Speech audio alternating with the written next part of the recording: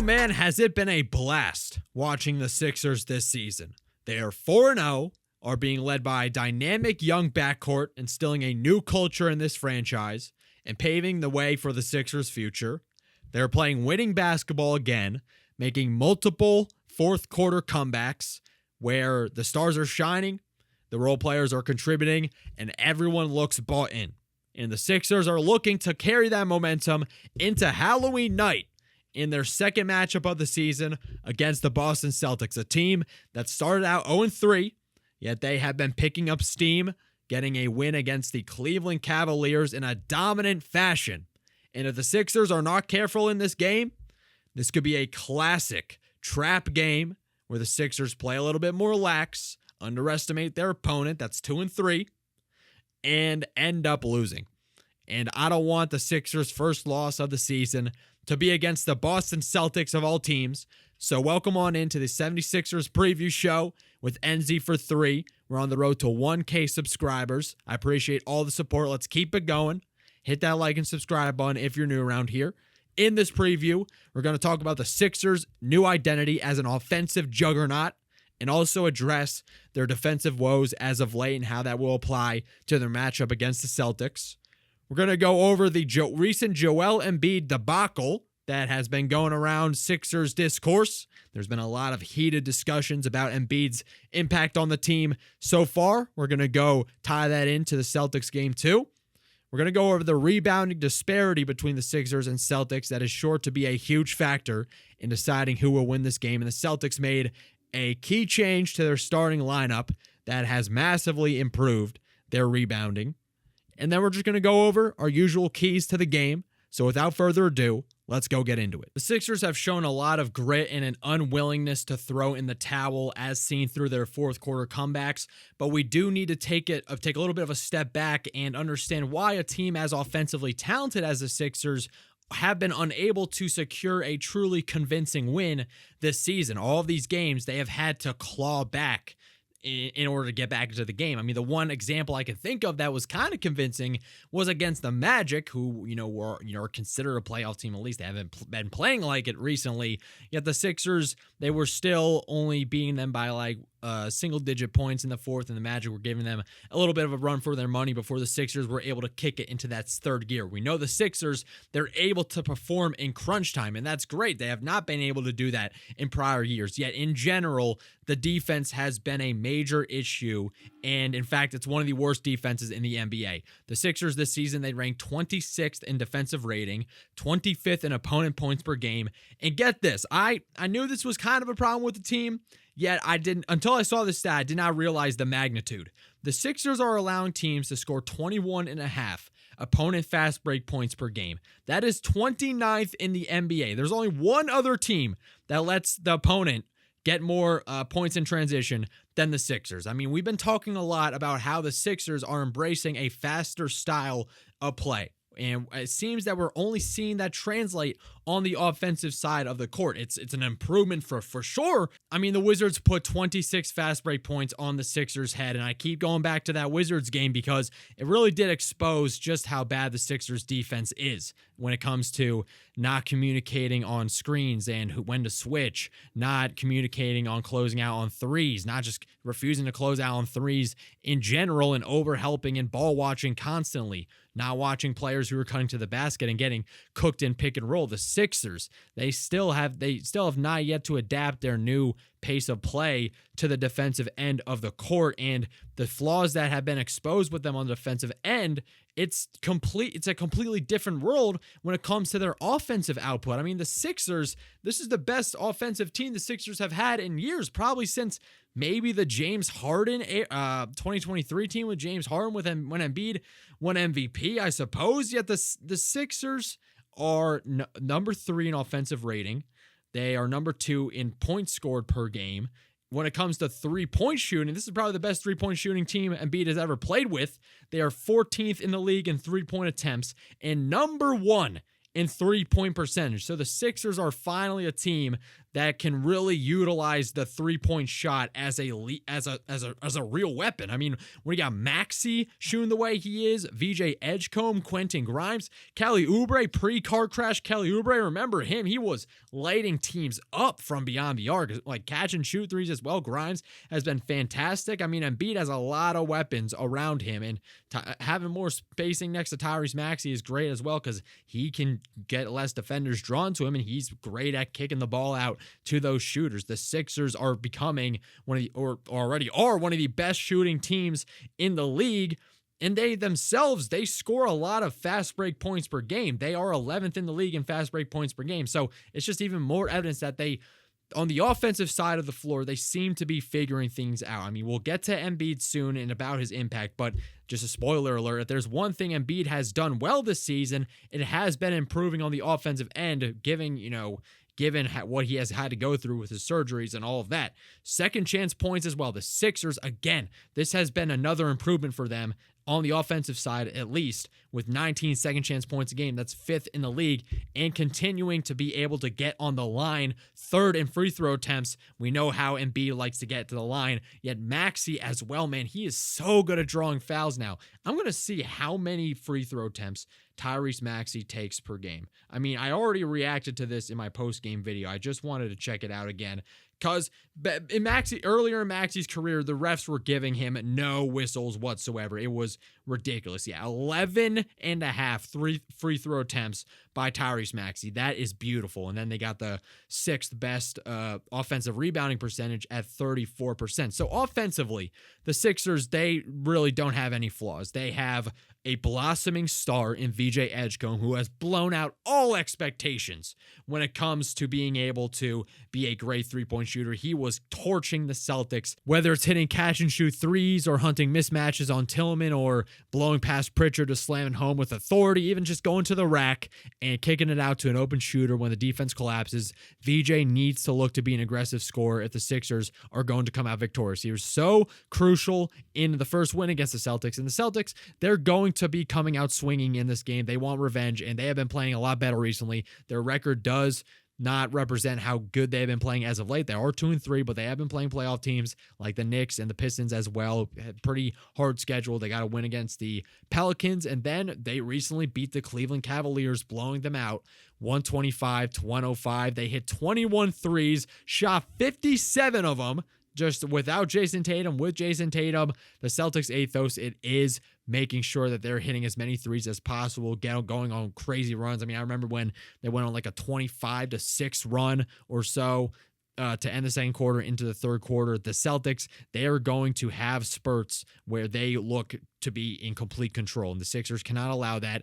That is why Nick Nurse has been implementing lineups where they can have players who can go scurry over to the perimeter as fast as possible to go put a hand in the shooter's face. When you have weapons like Sam Hauser, who can go rip 7 threes made on 54% shooting, you have weapons like him and Payne Pritchard as well. Jaylen Brown, again, had a great game, 30 points, 5 rebounds, 4 assists. The Celtics, they do still have great offensive players, Derek White as well, and their big men, and Kata. Kata's averaging like 9 points, 9 rebounds too, and the Celtics, they really are not a prolific rebounding team, but they do play hard, and they had 18 rebounds against the Cavs, who have Evan Mobley and Jared Allen, by the way, and they're a pretty big team too, having DeAndre Hunter and Lonzo Ball as well. 23 second chance points off the Cavaliers, and a big reason for that was a recent change they made to their starting lineup that is really bearing fruit for the Celtics, and that they're giving Josh Minott, a 6'8" small forward, power forward type, who has been really good for them in his first game with major minutes this season against the Pelicans. 20 minutes played, 15 points, 9 rebounds. And then against the Cleveland Cavaliers, 11 points, 14 rebounds. So he is like he's the Sixers' Dominic Barlow, you know what I mean? Just a guy who's going to do the little things, crashing the boards, getting those tap outs, getting those extra shots for teammates, making sure those offensive plays are continuing, making sure that the other team aren't getting more offensive possessions. The Celtics found their Dom Barlow, and the Sixers cannot allow him to go and destroy them on the glass. Now, the Celtics, again, they have the 10th best offensive rating in the league and the 7th best defensive rating. They do play a lot better than what their record indicates. They are second in opponent points per game, but do play the slowest pace in the league, so that is a factor. They do live and die by the three-point shot. Other than that, really, in their first game against the Sixers on opening night, there were instances where you had Brown and Pritchard, White, Kata especially just waltz their way to the basket, get a whole bunch of easy floaters and mid-range shots and layups that when the Celtics were shooting poorly from three, that's what they were relying on to stay in the game. And then they can just instantly, seems like out of just instantaneously, go on a crazy run, hit 3 threes in a row. So you got to make sure you're closing out on those 3-point shots. And other than that, the Celtics, they really don't have much. 21 free throw attempts per game. That's 28th in the league. 63% defensive rebounding percentage. That's 28th. They have only a 49% total rebounding percentage as 22nd, and they allow the most opponent second chance points. So this is a hole right here that the Sixers need to exploit. I mean, the Celtics, they try to address it by starting Manat. He's most likely going to start in this game because they desperately need his rebounding. Yet the Sixers, when you have a Dembona and hopefully Embiid gets, things back into gear as well, and then you have guys like Jabari Walker too, who could just rip off sequences of having 2 straight offensive rebounds and scoring layups off of those, and having, VJ Edgecombe being a great rebounder going to the rim for his size. The Sixers need to be able to be aggressive on the glass and get those extra points. Now, we do need to address the elephant in the room, and that is Joel Embiid. He has been a little bit controversial this season. It seems that it's a theme that is developing throughout the season. I mean, it's Embiid and his impact and whether he can still be considered the face of the 76ers. In my opinion, so far, that has not been the case. I don't even think Embiid wants to be the face of the Sixers anymore, man. He's completely bought into Maxey and VJ. He seems to be really jiving with those guys. I mean, he had that one press conference where it's like, the reporter said that, Maxey and or the Sixers play better when he's on the bench. And he's like, it's been 12 years, like giggling or something. Like, I think at this point he's fine not being that guy anymore, which is cool. It's cool that he's bought in. And I think, Embiid, he could still be a valuable player on this team. It's just about your expectations about the Sixers in general. If you think that the Sixers can be a legit championship contender, this is not the Joel Embiid that we need for that goal to be accomplished. He's averaging 16, 5, and 4 on 57% true shooting. He had that one good game against the Wizards for sure. 25 points in 23 minutes. He is ramping up when it comes to, being productive offensively, and he is prone to having slow starts throughout the season. Yeah, so on the offensive end of the court, he is putting up numbers, I guess. Yet on the defensive end, it is horrible. Embiid, there are times where I consider him a defensive liability, and I don't think it's because he has a low IQ or he's lazy or whatever. I just don't think he has the physical capability anymore. I mean, I guess when it comes to him playing drop coverage constantly, when you're playing teams like the Wizards who utilize the pick and roll a lot, the Celtics do too. They do that because they want players like Embiid who are going to drop, who are going to leave a lot of open space in the lane because they don't want to get blown by on the perimeter and risk an easy basket, so they just drop. But that still gives you a lot of space to operate with floaters and, work with your teammate and get, some nice pocket passes and all of that. And it's an entirely whole new issue on the defensive end with Embiid, given that he relies so much on drop coverage. He really cannot move laterally anymore, at least now, and he doesn't jump. Joel Embiid just does not jump anymore. I keep saying this. I'll probably keep saying this. 5 or 6 years ago, if you took Embiid 5-6 years ago, put him on the Sixers team, and some players against on the Wizards or Hornets or Magic or whatever, if they were go up for layups, there's some of those layups that Embiid would send right out of the gym. I mean, I keep saying that. I will keep saying that. I mean, and I don't think fans are really remembering how amazing Joel Embiid was as a defensive force in his prime, just the raw athleticism. We thought Dembona was great. Embiid, he was a pogo stick as well, just being able to jump and contest all those shots. And there were times in the playoffs where he was guarding Trae Young out on the perimeter, where it wasn't as easy for these teams to exploit him as a poor rim protector. Yet now, given his athletic limitations, it just seems to be the case that he is nowhere where he used to be on the defensive side of the court, at least. There's offense, and then there's defense. So there are two sides of the ball, and you need to be looking at both sides. I mean, on NC for 3, we keep it 100, and my opinion on Embiid is that I want him to do well, of course. I've been an Embiid guy. I grew up watching him play and be a beast and win MVP. I want him to be a part of a Sixers team that will win a championship because he has done a lot for this franchise and they put him through a lot as well. I don't think he should be traded at all. I think that's ridiculous. I'm not going to entertain that. At least this season, Darren Moore's not going to do that. And then I want him to improve a lot. Why not? I mean, the numbers he's putting up, it's nowhere near his MVP form. And if Embiid can unlock that MVP form, the Sixers can be far and away the favorites in the Eastern Conference. By the way, they're playing right now, even with Embiid playing subpar. Bring Paul George and Jerry McCain back. Bring Embiid back maybe to at least of 70, 80% of what he used to be. He is going to be a menace with how good the floor spacing is around the Sixers. I mean, teams are going to have such a headache trying to guard him, given not only, his ability to, be a dominant scorer again and maybe just be at least an average rim protector, but also be able to utilize his playmaking to get it, open shots for his teammates and generate a bunch of assists. And that if Embiid, if he can somehow get back to his physical form, at least 70%, that'll be great. It's just from a realistic perspective, I don't know if that's possible. I don't know if the Joel Embiid that the Sixers need to win a championship exists anymore. I think that's kind of what is at the crux of it. I think it's less about Embiid and his production right now. I think it's more about whether it's going to improve or whether this is just what it is, and just drawing those conclusions already. I mean, advanced statistics, some fans like him, some fans don't. A lot of Sixers fans were talking about him being a +9 against the Wizards. That's I don't know. I've never really been a big fan of that box plus minus. Ben Simmons was a +1 against the Atlanta Hawks in Game 7. Was he a productive player on the court in that game? I beg to differ.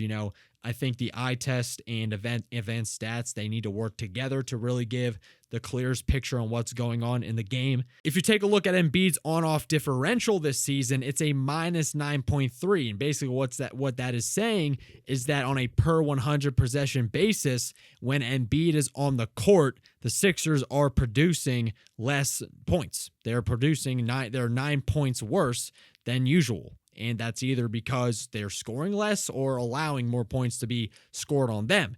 And the Sixers' problem is not offense, it's defense. And Embiid has been seriously hampered, I think, by these constant surgeries and these injuries, and he just doesn't have the athleticism anymore to be a feared rim protector. I mean, the Wizards, they were fearing Adem Bona. They were scared to go against Adem Bona at the rim. He was a really intimidating factor given his ability to block shots and jump. I mean, that one block that, I think it was against McCollum driving, but if McCollum got that layup, the Sixers would have lost, and they wouldn't have forced OT, most likely.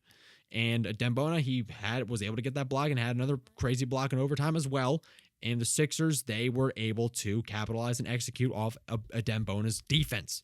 And it goes back to the fact that if Embiid was playing again the fourth quarter against the Wizards, and they probably would not reach overtime. It's kind of just the harsh truth, and I wish Embiid will improve, but at the same time, I got to be realistic about his physical condition. And at least I'm happy that he's having fun with the guys, you know what I mean? He's actually happy and enjoying playing, on the team and being on the team. And it's early in the season. We'll see what happens, but that's pretty much just my take on the whole Embiid situation. Wrapping up with the keys to the game, first and foremost, and most obviously, you need to defend the three. The Celtics have weapons. Make sure they are not getting any easy looks. Then you got to go and crash the glass, get those offensive rebounds, and convert them into points. The Celtics are not a good rebounding team, and you need to make them pay for it. then you got to come out and not get destroyed in the third quarter. The Sixers are one of the worst third quarter teams in the league, and they have been able to get into holes because of their lackluster third quarter performances. Make sure that you're at least breaking even to where you do not have to go on any crazy comeback and maybe even get a lead of your own by staying focused and engaged coming into the second half. Then finally, you got to limit those turnovers. The Celtics are going to try and get you with those transition threes. If the Sixers can do all of that, then they should be able to win this game. This could be a trap game for the Sixers, so they need to stay focused. I hope that they do, and I'm rooting for them, of course. VJ Edgecombe is going to drop a 50-point triple-double as well. You heard it here first on the NZ for 3 Sixers preview show. Hit that like and subscribe button if you're new around here. I appreciate everyone who made it this far. Thank you so much. And yeah, I'll catch you on the next one. Peace.